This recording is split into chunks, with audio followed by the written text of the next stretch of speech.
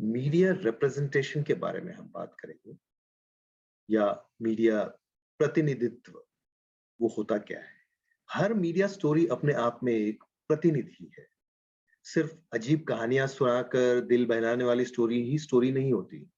जब आप एक रेप को मीडिया रिपोर्ट या मीडिया जो रिपोर्ट करती है, तो कई रेप नहीं रिपोर्ट होते हैं। लेकिन इसका मतलब ये नहीं है कि वो रेप रिपोर्ट नहीं हो रहे हैं। जो मुद्दा रेप का है, वो जरूर रिपोर्ट हो रहा है, और वो जो रिपोर्ट हो रहा है, वो रेप एक मिसाल के तौर पे रिप्रेजेंटेशन बन जाती है। रिप्रेजेंटेशन तो मीडिया हमारा भी करने का दावा करती है, या कम से कम हमें यही उम्मीद है मीडिया से कि हमारा प्रतिनिधित्व हो रहा है। जैसे रूलिंग और ऑपोजिशन पार्टीज का प्रतिनिधित्व तब होता है जब एक एंकर्ड पैनल शो में दोनों ही आमने सामने बैठ के डिबेट करते रहते हैं, तो वो हमारे प्रतिनिधित्व कर रहे हैं। लेकिन ये जो रिप्रेजेंटेशन है, वाकई में क्या ये सही है? एक स्लोगन आपने जरूर सुना होगा, और कोई स्लोगन सुना हो या ना सुना हो, the nation wants to know. ये मुझे बताने की भी जरूरत नहीं है कि किन्होंने इस स्लोगन को इन्वेंट किया था, बखूबी किया था। ये कुछ सालों पहले बहुत ही बहुचर्चित काइंड ऑफ स्लोगन थी, और जो एक चर्चित एंकर ने इसे पहले यूज किया था, बाद में जब उन्होंने चैनल को छोड़कर अपना खुद का चैनल खोला, तो इसके ऊपर मुकदमा भी चला था। अब इस स्लोगन को टाइम्स नाउ चैनल भी चलाता है, और अर्नब गोस्वामी भी इसका इस्तेमाल जरूर करते हैं। तो सोचिए कि कितना पावरफुल स्लोगन है ये, क्योंकि इसके पीछे इतनी चर्चा है, और क्यों होनी चाहिए। सोचिए, एंकर कह रहा है कि सारा देश जानना चाहता है कुछ, सारा देश, यानी मैं सारे देश का प्रतिनिधि हूं। अब जब डिमोनेटाइजेशन हुआ था 2016 में, उसके ऊपर चर्चा करते हुए टाइम्स नाउ चैनल का एक टेक्स्ट ग्राफिक्स था। टेक्स्ट ग्राफिक वो होता है जो स्क्रीन के ऊपर हेडलाइन या हाइलाइट्स के तौर पे सवाल लिखे हुए नजर आते हैं, कई फॉर्मेट्स में होता है वो। तो एक टेक्स्ट ग्राफिक ऐसा था जो पूछ रहा था, सवाल कर रहा है, question mark, why create panic when nation is on board? Why create panic when nation is on board? In text graphics को लेके मैंने काफी रिसर्च किया था उस टाइम में। ये प्रतिनिधित्व से भरा सवाल था।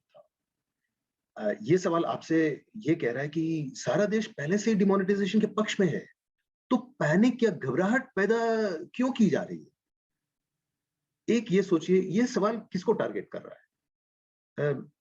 पैसिव वॉइस क्यों इस्तेमाल किया जा रहा है? एक्टिव वॉइस क्यों नहीं इस्तेमाल किया जा रहा है? मतलब हमें ये क्यों नहीं बताया जा रहा कि कौन वो है जो पैनिक या घबराहट क्रिएट करता है? दूसरा, इस सवाल में सबसे बड़ा एक असम्पशन है कि आप और मैं पहले से ही डिमोनेटाइजेशन के पक्ष में हैं, और ऐसी कोई छोट-पोट ग्रुप जो है इसके विरोध में है। यानी हम उस मेजॉरिटी रिप्रेजेंटेशन के दायरे में नहीं आए। अगर हम उसके पक्ष में नहीं है, हमें कोई प्रॉब्लम है, हम लंबी कतार में खड़े हुए और हमें प्रॉब्लम थी। लेकिन क्या इस प्रतिनिधित्व का दावा सही था? Was the question a valid form of representation? Or was it a claim जो हमें मिसलीड करने की कोशिश कर रहा था कि अरे, देश का नंबर 1 एंकर ये कह रहा है कि मुझे छोड़ सारा देश डिमोनेटाइजेशन के पक्ष में, डिमोनेटाइजेशन के पक्ष में है। जरूर ऐसा कुछ होगा जो मैं मिस आउट कर रहा हूं, मुझे इतनी इंफॉर्मेशन नहीं होगी, मुझे फोमो हो गया, हो जाता है मतलब ऐसे टाइम्स में, फियर ऑफ मिसिंग आउट, उसको फोमो कहते हैं। तो मेरा पर्सनल एफर्ट ये फिर रहेगा कि डिमोनेटाइजेशन के पक्ष में जो भी पॉइंट्स हैं उनको मैं ढूंढूं, और अपने आप को कन्विंस कर लूं, नज कर लूं, कन्विंस करते हुए कि हाँ वो सही था। तो रिप्रेजेंटेशन का जो दावा है वो रिप्रेजेंटेशन नहीं हो सकता, बल्कि ये कई बार एक ट्रैप होता है जिसमें हम फंस जाते हैं, और फंसना बड़ा आसान होता है।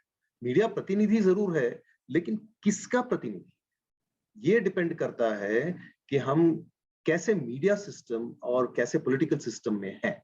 जैसे चाइना में जवाब अलग होगा, अमेरिका में जवाब अलग होगा। भारत का जहां तक सवाल है, वो हम मिक्स्ड मॉडल में विश्वास करते थे। हमारा एक दूरदर्शन के टाइम में मिक्स्ड मॉडल ही एक मॉडल था, जिसमें डेवलपमेंट तीन थे बेसिकली, इंफॉर्मेशन, एजुकेशन और एंटरटेनमेंट। उसमें डेवलपमेंट का भी एक रिप्रेजेंटेशन था, सोसाइटी को रिप्रेजेंटेशन का भी दावा करता था।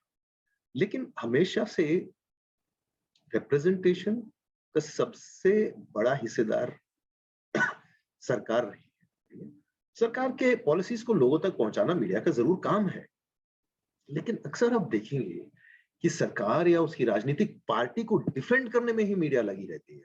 कितने चैनल गांव वासियों को रिप्रेजेंट करने की कोशिश करते हैं। गांव में हमारा भारत बसता है, लेकिन आप उसको देखेंगे नहीं, बल्कि अब जिसको मीडिया गांव कहती है, वो एक्चुअली गांव ही नहीं होता कभी। जैसे हाथरस में एक गैंगरेप हुआ था उत्तर प्रदेश में, लेकिन वो हाथरस में हुआ नहीं था। हाथरस जिला जरूर था, और हाथरस एक टाउन है।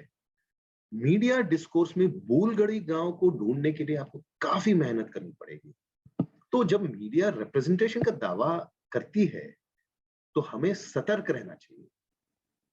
नेशन वांट्स टू नो, लेकिन nation wants to know something else, not want what the anchor wants the nation to know. ये मीडिया रिप्रेजेंटेशन होगा।